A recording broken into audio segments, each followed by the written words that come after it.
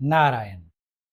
इस वीडियो में मनुस्मृति का श्लोक 2.136 इसकी मैं चर्चा करूंगा यहाँ पर। और इसके द्वारा मनु महाराज यहाँ पर कह रहे हैं कि 5 लक्षण अगर कोई मनुष्य में हो तो ये 5 लक्षण से ही एक मनुष्य सम्माननीय बन जाता है, उसको समाज में सम्मान मिलना आरंभ हो जाता है।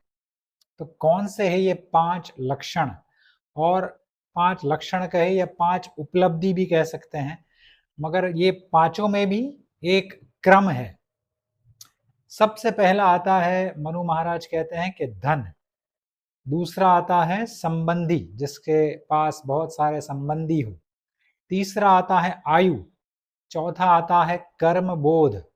और पांचवा आता है ज्ञान। मनु महाराज कहते हैं कि जो पहली उपलब्धि है, पहला लक्षण है जो धन है, उससे अधिक सम्मान दिलाता है बहुत सारे संबंधी का होना। उससे अधिक सम्मान दिलाता है आपकी आयु अगर बड़ी हो और आयु युक्त आचरण हो तो वह अधिक सम्मान दिलाता है। उससे भी अधिक सम्मान कौन दिलाता है? जिस मनुष्य में कर्म बोध हो, कौन से कर्म करने चाहिए, कौन से नहीं करने चाहिए। और पांचवा सबसे लास्ट और श्रेष्ठ उपलब्धि कौन सी है? मनु महाराज कहते हैं कि ज्ञान।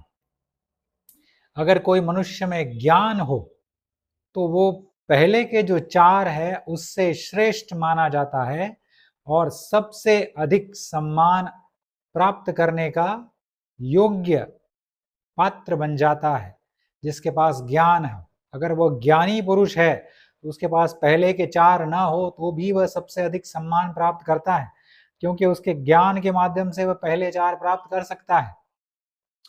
तो यहाँ पर हम इसकी चर्चा करेंगे। इसके पहले 2.136 जो ये वाला श्लोक है, उसके पहले का जो श्लोक है 2.135, ये जो श्लोक है ये मूल, ये 2.136 का मूल 135 है, जिसमें मनु महाराज कहते हैं कि अगर कोई ब्राह्मण बालक भी क्यों ना हो, 10 वर्ष का हो, और कोई क्षत्रिय हो भले 100 वर्ष का हो, फिर भी उस क्षत्रिय को उस ब्राह्मण बालक का सम्मान करना चाहिए, क्योंकि उसका वर्ण बड़ा है।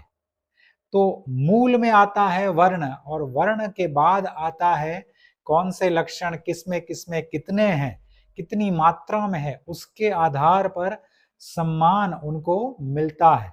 मगर 135 में मनु महाराज स्पष्ट करते हैं कि सबसे पहले वर्ण आता है। वर्णोचित जो सम्मान मिलता है वह तो मिलना ही चाहिए। ब्राह्मण, क्षत्रिय, वैश्य, शूद्र तो सबसे श्रेष्ठ है, ब्राह्मण है, तीनों से इनको सम्मान मिलना चाहिए। क्षत्रियों को वैश्य और शूद्रों से सम्मान मिलना चाहिए, वैश्य को शूद्र से सम्मान मिलना चाहिए, और शूद्र को अंत्यज, चांडाल इत्यादि से सम्मान मिलना चाहिए। और फिर ये चारों में भी किस किस को किस मात्रा में, कितनी मात्रा में सम्मान मिलना चाहिए, ये भी मनु महाराज अंत में कहते हैं। तो पहले हम चर्चा करते हैं 5 जो उपलब्धि है, लक्षण है, उसके बारे में। पहला लक्षण है धन। धन का होना आवश्यक है, क्योंकि धन हमको हमारे जीवन व्यापन के लिए चाहिए। हम जीवन आगे कैसे बढ़ाते हैं?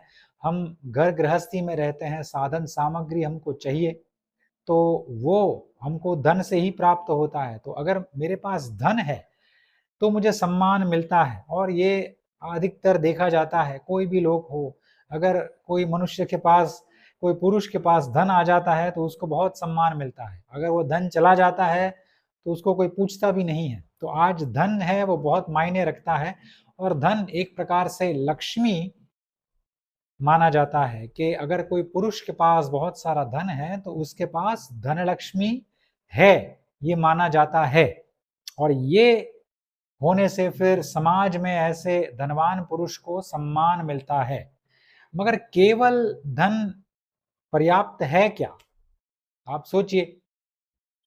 इसके लिए दूसरा जो आता है वह है संबंधी का होना। अगर कोई मनुष्य है, उसके पास बहुत धन है, और दूसरा जो मनुष्य है जिसके पास बहुत सारे संबंधी है, तो जो दूसरा मनुष्य है उस जिसके पास संबंधी है, भले धन कम है मगर ये दूसरा मनुष्य है वह अधिक सम्मान प्राप्त करता है। क्यों? क्योंकि अगर धनवान मनुष्य, अगर धनवान है, अगर कोई एक धनवान पुरुष को अगर कोई पर्वत पर छोड़ दिया जाए, उसके लिए बहुत बड़ा महल तैयार किया जाए, उसको कहे कि आप यहाँ पर रहो, आपके पास 1000 करोड़ दिए जाते हैं, उनके पास 1000 करोड़ दिए जाते हैं, मगर आप यहाँ पर महल में अकेले रहोगे, तो आप सोचिए क्या वो रह पाएगा? क्योंकि हम यहाँ पर समाज में जो जीते हैं वह एक दूसरे की सहाय करते हुए समाज आगे बढ़ता है। हम एक दूसरे की वृद्धि कैसे करते हैं? एक दूसरे की सहाय करके। अगर मुझे पेन खरीदनी है तो मुझे दुकानदार के पास जा करके पेन खरीदना होता है, तो पेन मांगता हूं तो पैसे देने पड़ते हैं, दुकानदार को पैसे मिलते हैं, मुझे पेन मिलती है। मेरा जो गंतव्य होता है वो पेन प्राप्त करके पूर्ण होता है। दुकानदार का गंतव्य होता है कि पेन बेच के पैसा प्राप्त करे, तो उसका गंतव्य सिद्ध होता है, वह पैसे से अपना घर चलाता है। पेन के माध्यम से मुझे जो चाहिए, मुझे कुछ लिखना है, वह मैं साध्य प्राप्त कर सकता हूँ, पेन जो साधन है उसके माध्यम से। तो मैं अगर केवल पैसे से ही मैं अगर समृद्ध होना चाह रहा हूं तो मैं नहीं हो पाऊंगा, क्योंकि पैसे के साथ साथ दूसरे लोगों की आवश्यकता होती है। तो यहाँ पर देखिए कि एक पुरुष अगर पर्वत पर छोड़ दिया जाए, उसको अगर कहा जाए कि आपके पास 1000 करोड़ है मगर आप यहाँ पर अकेले रहिए, तो वह रह नहीं पाएगा, उसको मनुष्य की आवश्यकता होगी। इसीलिए दूसरा मनुष्य जो है, जिसके संबंधी बहुत है, वह अधिक सम्मान प्राप्त करता है। किसकी तुलना में? जो धनवान है उसकी तुलना में। क्योंकि जो धनवान, जो संबंधी से युक्त मनुष्य होता है, वह क्या होता है कि उसके पास बहुत सारे अच्छे संबंध होते हैं। उसके पास अगर धन नहीं है फिर भी वह उनसे धन प्राप्त कर सकता है। अगर मेरे पास धन नहीं है, मेरे पास बहुत सारे संबंधी है, मैंने अच्छे संबंध रखे हैं, मेरे भाई के साथ, बहन के साथ, चाचा, मासा, मौसा, सभी के साथ, मामा के साथ में, तो अगर मेरी कोई विपरीत परिस्थिति आती है जीवन में और उनको अगर पता चलता है कि मुझे धन की आवश्यकता है और वह मुझे धन देते हैं, सामने से देते हैं, तो मेरा काम हो रहा है और मैंने ऐसे संबंध बना के रखे हैं, और फिर मेरा जब अच्छा समय आ जाता है तो मैं उनका जो धन है वह फिर से उनको लौटा देता हूँ। ऐसा हम आजकल देखते हैं बड़े बड़े कुटुंबों में, जिसके संबंध अच्छे हैं तो वहाँ पर पैसे की आप ले होती रहती है, भाई भाई से लेता है, मित्र मित्र से लेता है, तो एक दूसरे को हम संभाल लेते हैं। विपरीत परिस्थिति में अगर सामाजिक समस्या है, हम आर्थिक समस्या है, तो हम एक दूसरे को संभालते हुए आगे बढ़ जाते हैं और तैर जाते हैं। तो इसीलिए संबंधी का होना धन के होने से अधिक सम्माननीय है। और अगर किसी मनुष्य के पास बहुत सारे संबंधी है तो वह धनवान मनुष्य से अधिक सम्मान प्राप्त करता है समाज में। तीसरा आता है आयु। अब आयु जो है वह बहुत ही अधिक सम्माननीय है इन दोनों की तुलना में, धन की तुलना में और संबंधी की तुलना में, क्योंकि आयु जो होता है वह एक स्वाभाविक रूप से सम्मान को आकृष्ट करता है। आज के युग में भी अगर हम देखें तो देखा जाता है कहीं कहीं के छोटे छोटे बालक होते हैं, 10 वर्ष के, 15 वर्ष के युवान होते हैं, 20 वर्ष के युवान होता है, वह अगर कोई 70-80 वर्ष के वृद्ध को देखते हैं तो उनको स्वाभाविक रूप से एक प्रणाम करते हैं, ये दिखता है। तो आयु उनकी ऐसी दिखती है उनके शरीर से, तो फिर प्रणाम हृदय से निकल जाता है कि आपकी आयु बड़ी है, मैं आपका सम्मान करता हूँ। ये एक जनरल ऑब्जर्वेशन है, पूरे समाज में ये देखा जाता है। एक साधारण सा एक लक्षण है जो सज्जनों का लक्षण माना गया है। मगर यहाँ पर मनु महाराज कहते हैं कि केवल आयु का होना पर्याप्त नहीं है। हमने, आपने सभी ने देखे होंगे ऐसे 70-80 वर्ष के भी वृद्ध हैं जो आयु युक्त आचरण नहीं करते।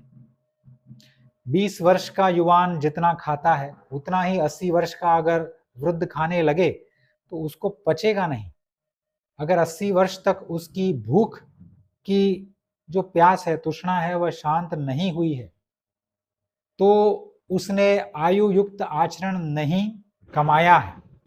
आयु युक्त आचरण यानी 80 वर्ष का अगर कोई है जिसने आजीवन उसको पसंदीदा उसका अगर गुलाब जामुन है, उसने बहुत सारे गुलाब जामुन खाए हैं, घर के खाए हैं, दूसरों के हाथों के खाए हैं, पत्नी के हाथों, बहन के हाथों, माँ के हाथों, चाची मौसी सभी के हाथों के बने हुए गुलाब जामुन खाए हैं, बाहर के गुलाब जामुन खाए हैं, स्वयं के बनाए हुए भी कदाचित खाए हो। सभी प्रकार के गुलाब जामुन आजीवन खाए हैं और फिर वह 80 वर्ष हो गए हैं, फिर भी वह गुलाब जामुन में अगर आसक्त है, तो उसका जो आचरण है वह आयु के अनुरूप नहीं है, तो इसी के लिए उसको सम्मान कम मिलता है। अगर आयु के अनुरूप आचरण हो, जैसे कि एक 80 वर्ष का वृद्ध है, पुरुष है, वह संसार में जी रहा है मगर विरक्त है, उसने सब कुछ त्याग दिया है, उसको ना भोजन करके जो आनंद मिलता है उसकी कोई उसका लोभ नहीं है, उसको ना तो धन का लोभ है, उसको ना तो कोई दूसरे कोई विषय भोग का कोई लोभ है, उसको केवल भगवान में आसक्ति है और विरक्त जीवन जी रहा है। तो ये वाला जो आयु का जो आचरण है वह आयु युक्त है। तो ये आचरण जो है वह आयु को भी आगे बढ़ा देता है, आयु की शोभा बढ़ा देता है और ऐसे आयु युक्त आचरण से, ऐसे विरक्त आचरण से ही आयु की शोभा भी बढ़ जाती है। तो 80 वर्ष का अगर एक वृद्ध है जो भोजन में ही आसक्त है, अभी तक वह बहुत ही तीव्र भूख से मरा जा रहा है, उसको गुलाब जामुन में ही आसक्ति है, वह छोड़ नहीं पा रहा है और उसको पता नहीं चल रहा है कि कितना खाना चाहिए, कितना नहीं खाना चाहिए। और दूसरा 80 वर्ष का वृद्ध है जो सब कुछ त्याग चुका है, केवल अपने शरीर और आत्मा को एक रखने के लिए थोड़ी सी मात्रा में भोजन करता है, जितना उसके शरीर का चलना आवश्यक हो उतना ही भोजन वह करता है और फिर विरक्त रहते हुए भगवान में आसक्ति बनाए रखता है, भगवान में रमा रहता है। ऐसा जो वृद्ध पुरुष हो वह आयु की शोभा बढ़ाता है। तो ये दोनों की तुलना में ऐसा जो आयु युक्त आचरण करता हो वह अधिक भारी हो जाता है पहले के दो के लक्षणों से, धनवान और संबंधी के होने से भी अधिक सम्माननीय आयुष्य वाला आदमी हो जाता है। और एक आयु को एक रूप से ये देखते हैं कि अगर कोई वृद्ध पुरुष अगर एक रोड क्रॉस करने की इच्छा रखता हो या एक एंड पे खड़ा हो और उसको उस पार जाना है, बहुत ट्रैफिक है, बहुत गाड़ियां आ रही है, उसको क्रॉस करना है, लकड़ी लेके खड़ा है, उसके कोई संबंधी नहीं है, उसके पास धन भी नहीं है कि वह टैक्सी करे, रिक्शा करे, कुछ भी, केवल उसको रोड क्रॉस करना है, उस पार जाना है। अगर वह खड़ा भी रह जाए लकड़ी रह के, तो आयु उसकी देखते हुए आसपास के लोग उसको आ करके उसको उस पार लेकर के जाएंगे। तो आप देख सकते हैं कि आयु ने संबंध बना दिए। आयु में ऐसी शक्ति है कि संबंध को भी स्थापित कर सकता है। अगर वो एक दो जन आए उसको पार लगा दे, रोड क्रॉस करा दे, तो वो दो जन है उसके साथ उसके अच्छे संबंध हो सकते हैं। तो आयु जो है वह संबंध बना सकता है, संबंध के बाद फिर धन भी प्राप्त करवा सकता है। तो इसीलिए आयु जो है तीसरा लक्षण जो है, तीसरी उपलब्धि, ये पहली दो उपलब्धि से अधिक सम्मान प्राप्त कराती है। उसके बाद आता है कर्म बोध। कर्म यानी कर्म बोध। यहां पर मनु महाराज कहते हैं कि कौन सा कर्म, श्रुति स्मृति में जो कर्म कहे गए हैं उस कर्म को पहचानना, उसको कहते हैं कर्म बोध। अगर किसी का कोई भी वर्ण में जन्म हुआ है और वह वर्ण के अधीन रहते हुए उसकी जो कर्म की सीमा है उसी में रहते हुए अगर वह अपने धर्म का पालन करे तो उसको कहते हैं कर्म बोध। दो प्रकार के कर्म होते हैं, दो प्रकार के मनुष्य कहे जा सकते हैं कि एक मनुष्य वो होता है कि जिसको कोई ज्ञान नहीं है कि कौन सा कर्म करना चाहिए, कौन सा नहीं करना चाहिए, और दूसरा एक ऐसा मनुष्य होता है उसको पता होता है कि ये करना चाहिए, ये नहीं करना चाहिए। तो दूसरा वाला जो मनुष्य होता है वो कैसे जीवन जिएगा? वह अधिक से अधिक धर्म के कार्य करेगा, वो कम से कम अधर्म के कार्य करेगा। अधिक से अधिक धर्म के कार्य करने से उसके आने वाले जीवन में कोई विपत्ति नहीं आएगी, बहुत कम आएगी। प्रारब्धवश कोई रह गई हो तो आएगी, और जो कर्म किए हैं उसने, सत्कर्म किए हैं, उसका फल उसको आने वाले जीवन में मिलेगा। तो उसको पता है कि अगर मैं आज, कल, परसों अच्छे कर्म करूं तो मेरा आने वाला जो भविष्य है उसमें मुझे उसके फल प्राप्त होगा। तो मेरा आने वाला 10 साल, आने वाले 20 साल बहुत अच्छे होंगे, मुझे विपत्ति कम आएगी, कम से कम आएगी। पहला वाला मनुष्य है बिना ज्ञान के कर्म करते जा रहा है, वह क्या करेगा? वह अधिक से अधिक भूल करेगा। उसको पता नहीं है कौन से कर्म करने चाहिए, कौन से कर्म नहीं करने चाहिए। ये दोनों में वह सामंजस्य नहीं साधेगा, उसको पता ही नहीं चलेगा कि कौन सा क्या कब करना चाहिए। इसीलिए वह अधिक से अधिक भूल का पात्र बनेगा, अधर्म के चपेट में आएगा और अधिक से अधिक ऐसे कर्म करते बैठेगा, करते रहेगा कि उसका आने वाला जो जीवन है उसमें अधर्म का फल, जो कि दुख है, वह उनको मिलेगा। तो कर्म बोध यानी मनु महाराज कहते हैं कि जो मनुष्य को ये पता है कि उसको कौन से कर्म करने चाहिए, कौन से कर्म करने योग्य है और कौन से कर्म करने योग्य नहीं है, अगर इसका बोध है, इसका ज्ञात है, तो ऐसा मनुष्य अधिक सम्मान प्राप्त करता है। किसकी तुलना में? पहले 3 जो उपलब्धि है या लक्षण है उसकी तुलना में ऐसा मनुष्य बहुत अधिक सम्मान प्राप्त कर सकता है, क्योंकि समाज उसको देखता है कि ये मनुष्य बहुत अच्छे कर्म करता है, ये कभी भूल नहीं करता है, इसलिए इसके जीवन में कभी दुख नहीं देखे जाते, बहुत कम, और अधिक से अधिक इसको सुख ही प्राप्त होता है, इसकी इच्छा भी धीरे धीरे करके पूरी हो रही है। तो लोग सोचने लगते हैं कि ये कर क्या रहा है, फिर वह लोग उस पर ध्यान देते हैं कि ये करने योग्य कर्म कर रहा है। तो इसका जो कर्म बोध का जो ज्ञान है उसको कहाँ से मिलता है? उसको शास्त्र से मिलता है। तो एक एग्जाम्पल मैं आपको देता हूँ महाभारत का, अष्टवक्र का एक एग्जाम्पल है। अष्टवक्र जनक राजा के यहाँ पर जाते हैं राज्य में, वहां पर बहुत बड़ा यज्ञ का आयोजन होता है, और वहां जाकर के एक बहुत महान पंडित होते हैं जिसका नाम होता है वांडिन। कोई शास्त्र में वांडिन लिखा है, कोई शास्त्र में बंदी लिखा है, बंदी। तो जो वांडिन होते हैं वह उनके साथ में शास्त्रार्थ करते हैं।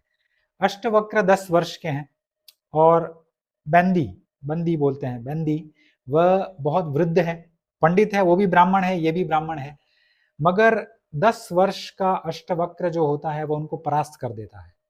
तो यहाँ पर ये देखना है कि आयु जो है मायने नहीं रखती है, आयु से अधिक क्या हुआ? कर्मबोध। अष्टवक्र को पता था कि क्या करना चाहिए, क्या नहीं करना चाहिए, इसीलिए वह वृद्ध वांदी जो है वह परास्त हो गया। तो आयु को भी अधीन, आयु ज्ञान के, आयु जो कर्मबोध, क्या कर्मबोध आयु के अधीन या कर्म आयु कर्मबोध के अधीन, इस पर हमको सोच समझ के समझना है कि कौन किसके अधीन होता है। तो यहाँ पर ये मनु महाराज कहते हैं कि कर्मबोध जो है वह अधिक महत्व रखता है। तो आयु कर्मबोध के अधीन होती है, आयु के अधीन कर्मबोध नहीं होता है। अगर आयु बढ़ गई है मगर कर्मबोध नहीं है तो फिर उसका कोई काम नहीं है, उसका उसका भी पतन होगा। भले ही वह वृद्ध है, आयु उसकी बड़ी है, सम्मान तो अवश्य मिलेगा, मगर अगर उनके पास ज्ञान नहीं है, बोध नहीं है, तो उससे अधिक सम्मान कौन प्राप्त करता है? अगर छोटा सा बालक भी हो, 10 वर्ष का या 20 वर्ष का जुआन हो, उसको अगर कर्म बोध है तो वह अधिक सम्मान प्राप्त करता है समाज में। और सबसे श्रेष्ठ आता है ज्ञानी। 5वां जो लक्षण है, 5वीं उपलब्धि है, मनु महाराज कहते हैं कि ज्ञान के होते हुए सब लक्षण उनके पास आ जाते हैं।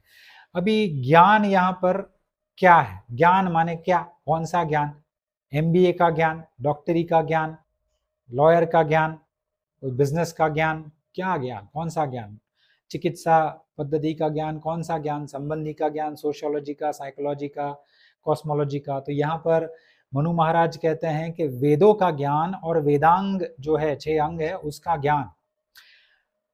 अभी ज्ञान की अवस्था में अगर एक झुंड है तो उसमें भी फिर कौन सी तुलना होगी कि एक मनुष्य ने वेदों की थोड़ी ऋचाएं कंठस्थ की है, उसका अर्थ जाना है, गूढ़ रहस्य जाना है और वह ज्ञानी है, कहलाता है। मगर उसकी तुलना में अधिक ज्ञानी और अधिक सम्मान कौन प्राप्त करेगा? वह मनुष्य जिसने पूरे अपने वेद की शाखा ही पढ़ ली है, उसका वेद का अध्ययन किया है, कर रहा है और उसका गूढ़ रहस्य भी जान गया हो। उससे अधिक सम्मान कौन प्राप्त करेगा? जिसने चारों चार वेद पढ़ लिए हो, वेदांग पढ़ लिया और सभी उपनिषद पढ़ लिए हो और ब्रह्म को जान गया हो, परम तत्व तक पहुंच गया हो और परम सत्य को भी जान गया हो। वह सबसे अधिक ज्ञानी माना जाएगा और उसको सबसे अधिक सम्मान मिलेगा। इन सभी की तुलना में धन है, संबंधी का होना, आयु, कर्मबोध, ज्ञान और फिर श्रेष्ठ ज्ञानी, तो सबसे ये जो 5 लक्षण है उसमें पांचों में सबसे श्रेष्ठ है ज्ञानी होना। क्योंकि ज्ञान होने से धन भी आ सकता है, आप धन प्राप्त कर सकते हैं। ज्ञान होने से आप संबंधी बढ़ा सकते हैं। ज्ञान आयु के अधीन नहीं होती है। अष्टवक्र तो 10 वर्ष में वेदों के ज्ञाता थे। और कर्मबोध जो होता है वह ज्ञान के अधीन होता है, तो ज्ञान में तो कर्मबोध भी आ गया।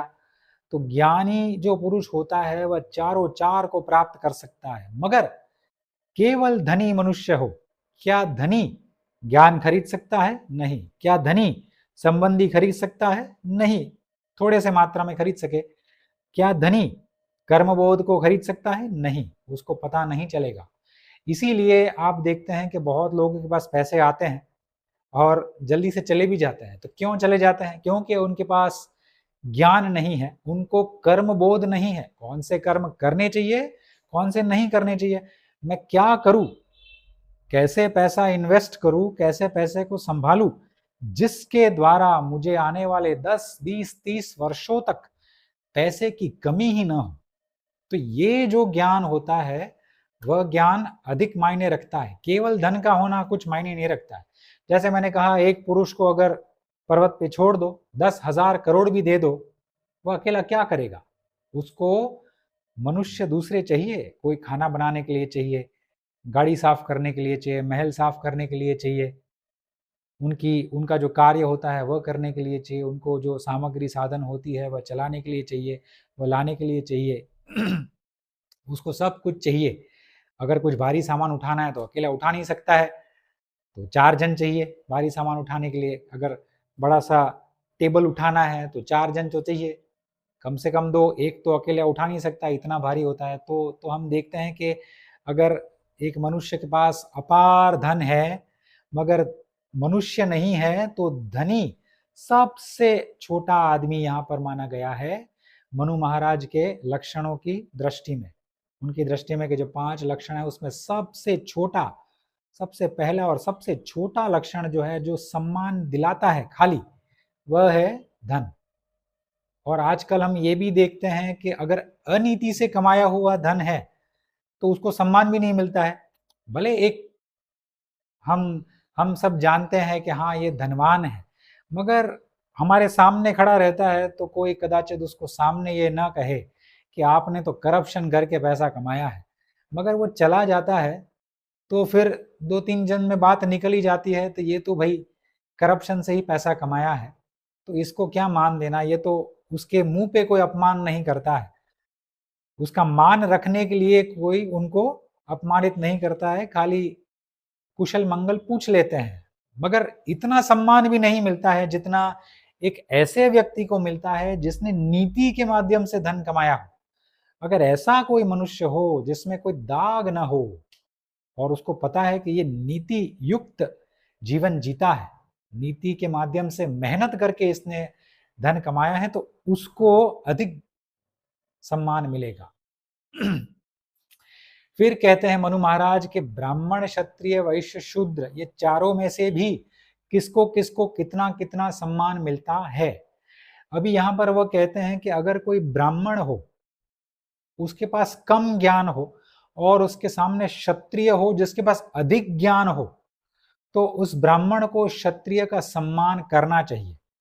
अगर कोई क्षत्रिय हो जिसके पास कम ज्ञान हो और उसके साथ में उसका कोई मित्र हो, वैश्य हो, मगर उसके पास अधिक ज्ञान हो, या तो ये पांचों लक्षण में से अधिक लक्षण उनके पास हो, तो क्षत्रिय को उनका सम्मान करना चाहिए। ऐसे ही शूद्र अगर 10वें स्थान पर हो, यहाँ पर 10वां स्थान माने बहुत ही ओल्ड एज में, बहुत ही वृद्धावस्था माने 90-100 वर्ष या उसके पार अगर हो, तो वह सम्माननीय बन जाता है, क्योंकि उसने अगर धर्म किया हो तो ही उसका जीवन इतना लंबा हो।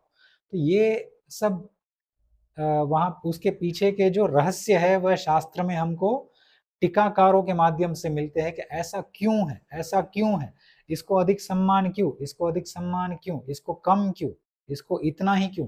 ये सभी जो है वह हमको टीका जो होती है उसके माध्यम से हमको इसके रहस्य मिलते हैं कि ऐसा मनु महाराज ने क्यों लिखा है। ये एक ही श्लोक है, मगर श्लोक का विस्तृत वर्णन जो होता है उस पर टीका करते हैं टीकाकार, जिसने बहुत ही ज्ञान अर्जित किया हो, वेदों का, वेदांगों का, बहुत वर्षों तक अपने गुरु के चरण में रहते हुए ज्ञान प्राप्त किया हो, वो ही टीकाकार ऐसी सुंदर टीका कर सकते हैं और हम सभी को ऐसा ज्ञान दे सकते हैं। एक श्लोक को वह विस्तार से समझाते हैं ताकि हम सब समझ सके सरलता से और हमारे जीवन में उसको उतार सके।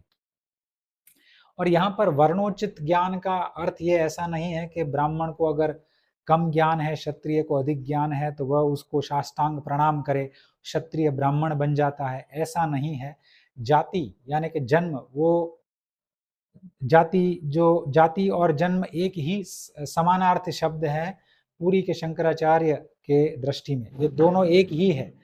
तो जन्म माने जाति, जाति माने जन्म। जो हमको वर्ण मिला है जन्म से ही, वो हमारे हाथ में नहीं होता है, क्योंकि वो जब मिलता है वह पूर्व जन्मों के फल स्वरूप मिलता है। तो हम ब्राह्मण, क्षत्रिय, वैश्य, शूद्र चारों के कुल में जन्म लेने के लिए बाध्य हो जाते हैं, तो जन्म ले लेते हैं, तो वो तो हो गया, उस पर हमारा नियंत्रण है ही नहीं। तो ये आज या फिर हमको हम धर्म के हम जो भी वर्ण में होते हैं, वर्णोचित जो सीमाएं होती है कर्म की, उसके भीतर रहते हुए अगर हम कर्म करें तो ही हमारा उद्धार, संपूर्ण उद्धार संभव है। तो यहाँ पर ये कहते हैं कि अगर ब्राह्मण कम ज्ञानी है तो उसको ऐसा नहीं है कि क्षत्रिय अधिक ज्ञानी है तो वो ब्राह्मण बन जाता है। एक स्वाभाविक रूप से जो सम्मान होना चाहिए वह सम्मान देने के लिए बाध्य हो जाता है और क्षत्रिय सम्माननीय बन जाता है ब्राह्मण की दृष्टि में भी, क्योंकि ब्राह्मण स्वयं स्वीकार करता है कि मुझ में अभी इतना ज्ञान नहीं है जितना आप में है, आप सम्माननीय हो। तो वह एक व्यवहार की दृष्टि में एक सम्मान अवश्य देते हैं, मगर ऐसा नहीं है कि उसको भगवान मानने लगे, साष्टांग दंडवत प्रणाम करने लगे, ऐसा नहीं है। ना तो क्षत्रियों को वैश्यों के लिए करना है, ना तो वैश्यों को शूद्र के लिए करना है, क्योंकि जाति जो होती है वह जन्म से ही होती है और इसके पीछे भी बहुत सारे रहस्य है। एक लक्षण को देखते हुए हम आजीवन पूरे जीवन का सार नहीं निकाल सकते हैं। पूरे जीवन का सार जो होता है वह जाति और उसके हमारे अंदर की जो जाति के साथ जो हमारे अंदर के भाव जो सन्निहित होते हैं, मूल स्वभाव जो होता है उसके आधार पर हमारा पूरा जीवन देखा जाता है। तो वो मूल स्वभाव को पहचानना ये बहुत ही अनिवार्य है। तो यहाँ पर मनु महाराज ने ये 5 लक्षण कहे हैं, हम फिर से रिवाइज करते हैं। पहला तो है धन, वो सबसे कम सम्मान दिलाता है। उससे अधिक क्या सम्मान दिलाता है? अगर हमारे पास बहुत सारे अच्छे संबंध हो, हमारे कुटुंबों में, मित्रों में, हमारे सर्कल में, पड़ोसी में, तो संबंध काम आते हैं और संबंध भी धन लेकर के आ सकते हैं। अगर मेरे पास धन नहीं है मगर संबंध है, अगर मेरी कोई आर्थिक समस्या आई तो संबंधी काम आते हैं। तो दूसरा आता है संबंधी का होना जो अधिक सम्मान दिलाता है। उससे अधिक सम्मान क्या दिलाता है? आयु।